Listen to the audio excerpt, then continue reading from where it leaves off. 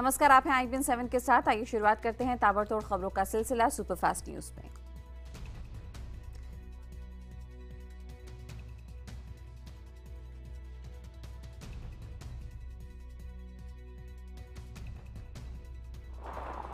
पाकिस्तान ने एक बार फिर सीजफायर का उल्लंघन किया है। जम्मू कश्मीर के पुंछ इलाके में बीती रात फिर पाकिस्तान की तरफ से फायरिंग की गई। पुंछ के शाहपुर सेक्टर में रात से लेकर सुबह तक गोलीबारी होती रही। रिहायशी इलाके को निशाना बनाकर हुई फायरिंग में स्थानीय लोगों ने फसल बर्बाद हो गई। वहीं पर पाकिस्तान की ओर से हो रही फायरिंग की वजह से इलाके के लोग दहशत में हैं। बिहार के मुख्यमंत्री नीतीश कुमार और दिल्ली के मुख्यमंत्री अरविंद केजरीवाल आज एक मंच पर दिखाई देंगे। कार्यक्रम है दिल्ली सरकार की मैथिली भोजपुरी अकादमी के बिहार सम्मान दिवस का। इस कार्यक्रम में मुख्य अतिथि के तौर पर नीतीश कुमार को आमंत्रित किया गया है। सूत्रों के मुताबिक दिल्ली में मंच साझा करने के बाद अरविंद केजरीवाल भी बिहार में जाकर नीतीश कुमार के साथ मंच साझा कर सकते हैं। हालांकि आम आदमी पार्टी किसी भी हालत में लालू यादव और कांग्रेस के साथ नहीं दिखना चाहती। नीतीश के साथ बार बार दिखकर संदेश ये देना चाहते हैं कि वो नीतीश को व्यक्तिगत तौर पर मदद कर रहे हैं। वैसे सूत्रों की माने तो आम आदमी पार्टी की सोशल मीडिया टीम के कई सदस्य बिहार पहुंच चुके हैं। उन लोगों ने नीतीश कुमार की सोशल मीडिया नेटवर्किंग संभाल ली है। आरा में पीएम ने बिहार के लिए 1,65,000 करोड़ के पैकेज का ऐलान किया। इसमें 1,25,000 करोड़ का विशेष पैकेज है, जबकि 40,000 करोड़ की मदद अलग से की गई है। इस मौके पर पीएम ने कई योजनाओं का शिलान्यास भी किया। मैं आज वादा करता हूं, दिल्ली सरकार कान बराबर ठीक रख के सुन लीजिए। दिल्ली सरकार 1.25 लाख करोड़ रुपए का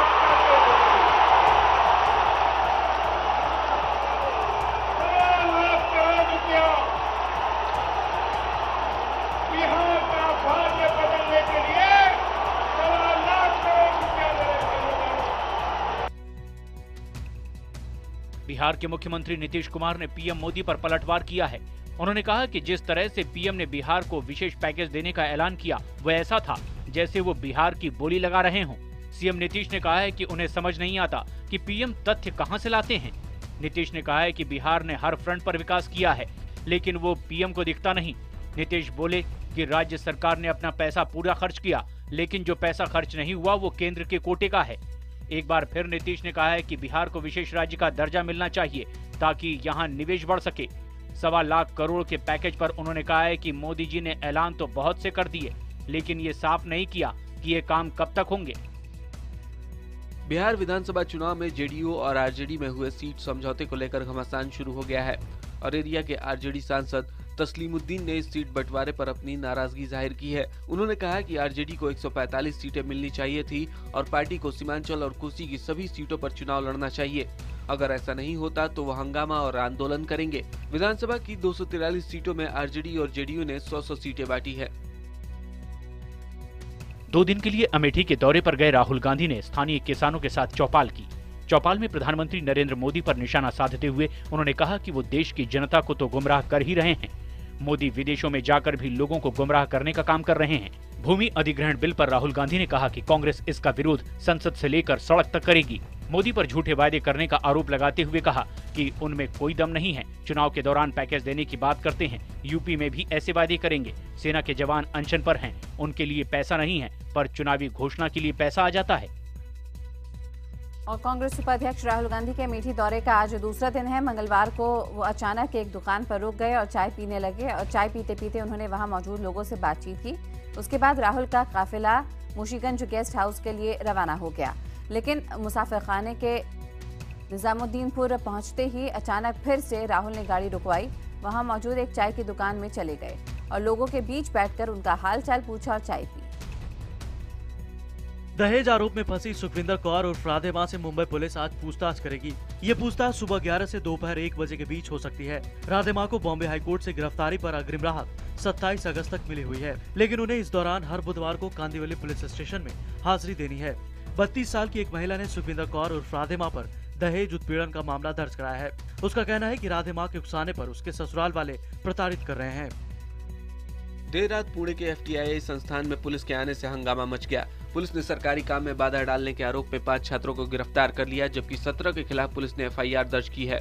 छात्रों को गिरफ्तार करने पर उनके साथी भड़क उठे और वो रात को ही सड़कों पर उतर आए और प्रशासन के खिलाफ नारेबाजी करने लगे। इतना ही नहीं, उन्होंने पुलिस स्टेशन को घेर लिया और गिरफ्तार छात्रों को छोड़ने की मांग करने लगे। दरअसल मंगलवार को FTII के डायरेक्टर ने अवैध रूप से हॉस्टल में रह रहे छात्रों पर कार्रवाई की तो छात्र गुस्से में आ गए और उन्होंने डायरेक्टर को बंधक बना लिया। छात्रों को पकड़ने को लेकर फिल्म जगत की कई हस्तियां, अनुभव सिन्हा, रसूल पुट्टी और विशाल डडलानी जैसे लोगों ने आपत्ति जाहिर की है। उनका कहना है कि प्रशासन तानाशाह हो गया है। राष्ट्रपति प्रणब मुखर्जी की पत्नी शुभ्रा मुखर्जी का आज अंतिम संस्कार किया जाएगा। अंतिम संस्कार दिल्ली लोधी रोड शमशान घाट पर किया जाएगा। राष्ट्रपति जी की पत्नी पिछले कुछ दिनों से बीमार चल रही थी। मंगलवार सुबह 10:51 पर उन्होंने आखिरी सांस ली। वो 9 दिन से ICU में थी। उन्हें लाइफ सपोर्ट सिस्टम पर रखा गया था। राष्ट्रपति भवन के ट्विटर हैंडल से इस बात की जानकारी दी गई। उनको ब्रेन हैमरेज हो गया था। शुभ्रा मुखर्जी का जन्म बांग्लादेश के नरेल में हुआ था। 10 साल की उम्र में पूरे परिवार के साथ वो कोलकाता आ गई थी। 58 साल पहले 13 जुलाई 1957 को उनकी शादी प्रणब मुखर्जी से हुई थी।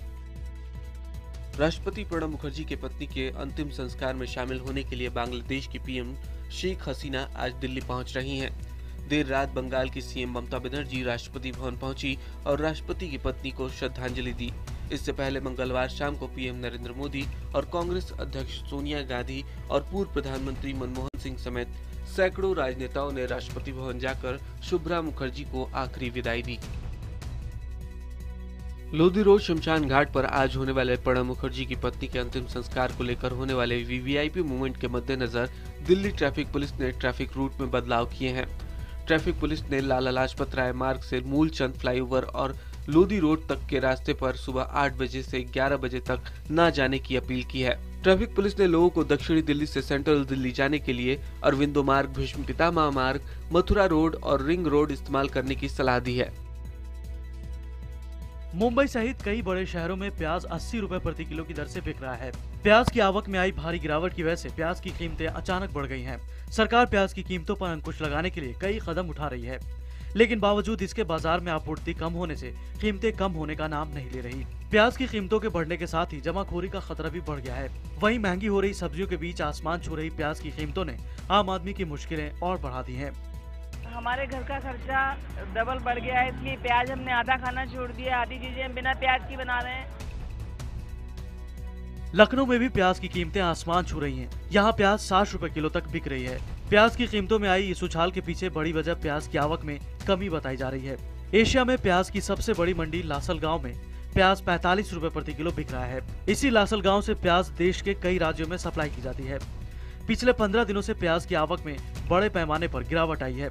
व्यापारियों के मुताबिक सूखे की वजह से प्याज की फसलें पहले ही बर्बाद हो गई थी और उसके बाद बारिश ने रही सही कसर पूरी कर दी।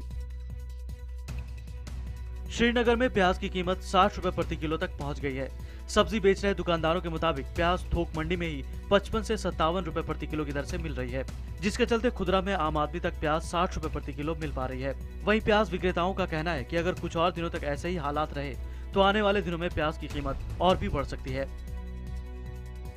भारत पाक के बीच होने वाली वार्ता के सिलसिले में अलगाववादियों को बुलावे की चाल पाकिस्तान ने फिर चल दी है।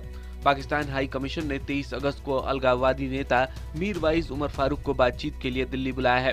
23 अगस्त को ही भारत के बीच पाक NSA स्तर की बातचीत दिल्ली में होनी है। यानी बातचीत होने से पहले ही पाकिस्तान ने कश्मीर का मुद्दा फिर से गर्म कर दिया है। पिछले साल भी जब भारत और पाक सचिव स्तर की बातचीत होनी थी, तब भी पाक हाई कमीशन ने अलगाववादियों को बातचीत के लिए बुलाया था। इससे नाराज भारत ने सचिव स्तर की वार्ता को रद्द कर दिया था। भारत पाकिस्तान के बीच NSA स्तर की बातचीत से पहले मंगलवार को पाकिस्तानी सेना प्रमुख ने पाक PM नवाज शरीफ से मुलाकात की। इस बैठक में पाकिस्तान के NSA प्रमुख सरताज अजीज और ISI के चीफ भी शामिल थे। माना जा रहा है कि ये मुलाकात बैठक के लिए पाकिस्तानी एजेंडा तय करने के लिए रखी गई थी। इधर भारत में सीमा पर फायरिंग को लेकर NSA बैठक का विरोध हो रहा है। NIA ने उधमपुर में जिंदा पकड़े गए पाकिस्तानी आतंकी नवेद का मंगलवार को पॉलीग्राफ टेस्ट किया। सूत्रों के मुताबिक उसने माना कि वो पाकिस्तानी है और उसे सुरक्षा बलों पर हमला करने के लिए ही भारत भेजा गया था। सूत्रों के मुताबिक नवेद ने पॉलीग्राफिक टेस्ट में ये माना कि उसने लश्कर के 2 ट्रेनिंग कैंप में शिरकत की थी, जहां उसे हाफिज सईद के लोगों ने ट्रेनिंग दी। उसने ये भी बताया कि उसे भारत पर हमला करने के लिए उकसाया गया था। सूत्रों के मुताबिक नवेद ने POK में चल रहे कई आतंकी कैंपों की भी जानकारी दी। अब 25 अगस्त को नवेद को दिल्ली के स्पेशल NIA कोर्ट में पेश करना है।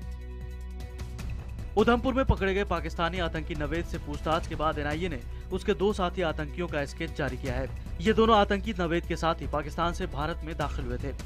नवेद के एक साथी को तो सुरक्षा बलों ने मार गिराया था, लेकिन अब बाकी दोनों की तलाश स्केच के आधार पर की जाएगी। इन दोनों आतंकियों के नाम जरगाम उर्फ मोहम्मद भाई और अबू ओकाशा बताया जा रहा है।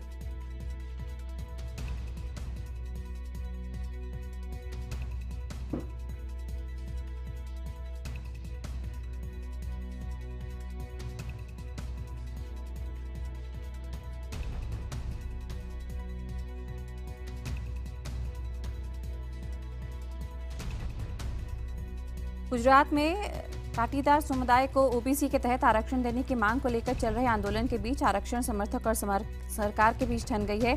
इस बीच सरदार पटेल ग्रुप ने आंदोलन चला रहे हार्दिक पटेल ने आंदोलन को और उग्र बनाने के साथ सरकार पर आरोप लगाया है।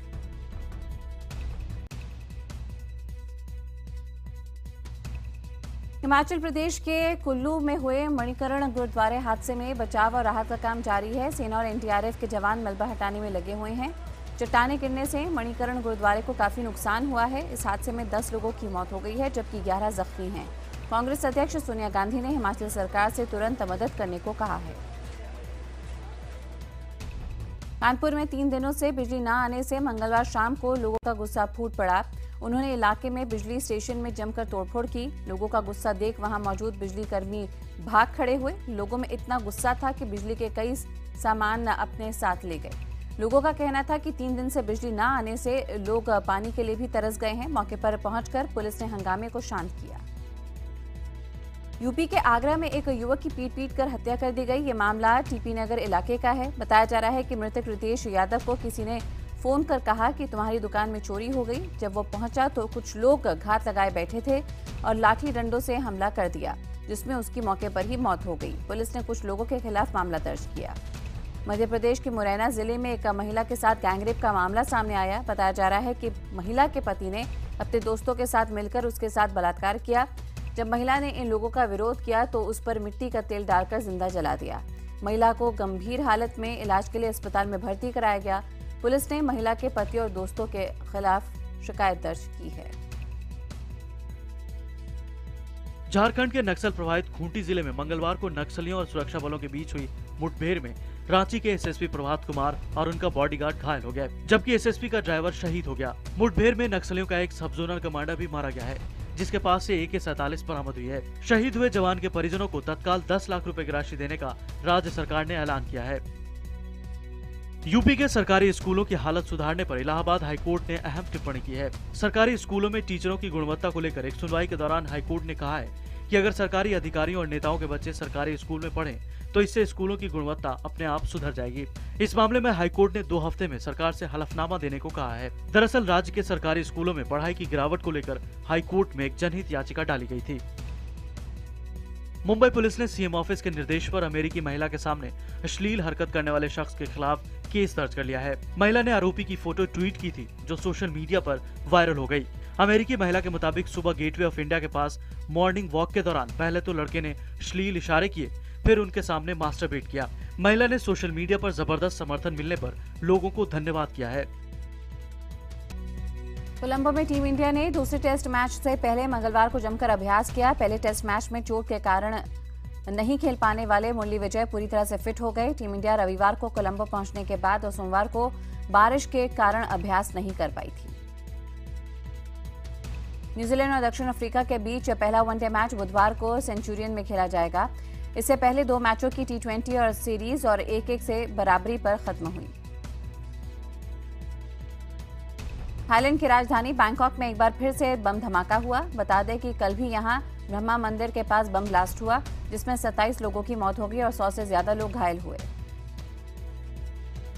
अमेरिका के उत्तर पश्चिम के जंगलों में लगी आग का कहर थम नहीं रहा। दमकल कर्मी आग बुझाने में लगातार जुटे हुए हैं। आग पर काबू पाने के लिए हेलीकॉप्टर्स की मदद ली जा रही है। चीन के सिचुआन में बारिश से बाढ़ के हालात बन गए हैं। इससे यहां जनजीवन अस्त व्यस्त है। वहीं अब तक 6000 लोगों की मौत की खबर भी है। साथ ही यहां पे 50,000 से ज्यादा लोग प्रभावित हैं।